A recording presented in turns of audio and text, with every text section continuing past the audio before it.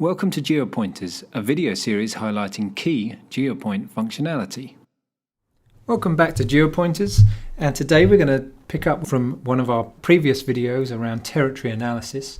And you can see here that we'd undertaken some territory analysis around Cook County, Chicago. We have a number of hospitals that we potentially might want to go and visit. And as per that last video, we'd actually highlighted that our largest contract is with this Northwestern Memorial Hospital account. So what I want to do first off is actually add that into a trip I'm planning within territory. So the way I can do that is using our info panel here. We can roll down to the actions framework, which is below, and we could add that to route using one of our most common actions, the add to route action. Now if I come back to the control panel, you can see that there's a green diamond icon, and you can see here that there's a Northwest Memorial Hospital has been added in as my first trip.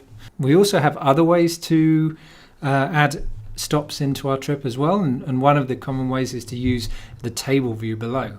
You can see here this table view represents everything that's mapped up on the map, and we could select contract value and order by contract value. We can see Northwestern Memorial Hospital is at the top there. So now I might want to select the next 4 or 5 accounts, and using what we call a list action. So if I read across the top here, we say apply action to all selected records, and then hit add to all to route. This list action enables us to action things upon mass as well. Now what it's done here is it's brought it in alphabetical order, which isn't necessarily the most optimal. You can see it's taken me all the way across Chicago. I've got a complete trip time of 2 hours 26 minutes. I'll potentially be in the car, and we want to optimize that. Now we do have a handy optimize checkbox which we can select, and what that does is it keeps the first and last records in place. It does assume that you know where you want to start and end your day, but for all the other records as part of the trip, it will optimize the order of those so that we're in the car as least as possible. You can see here we have shaved off probably about half an hour from our trip time.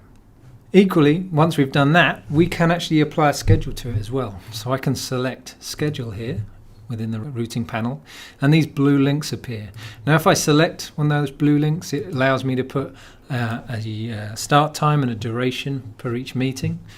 And if I do that across maybe the second one here and put a start time at 9:45, it actually takes into account drive time between each one of those appointments as well, and we can see that represented in grey between those two meeting stops of 18 minutes, and it's proactively highlighting that I'm going to be late for that meeting. So this is really handy for those people who are going to different territories on different weeks and don't necessarily have an understanding of traffic patterns, that sort of thing. You can use our tool ahead of time to really get an understanding of where there might be conflicts, and make sure your appointments that you put in place can be met with appropriate driving time. And once we've completed that exercise, we can obviously save that for a specific date. So if I put it on the 28th, and I can call it whatever I want, and save it. Now once saved, that route then persists within Geopointe, and you can recall it to make changes you deem fit. It's also enactable within your mobile device as well, which we're coming to in a subsequent video, and I look forward to seeing you all there. Thanks for stopping by. We hope this video has been useful. If so, please make sure to like and subscribe to our channel, where you will find more helpful tips and tricks.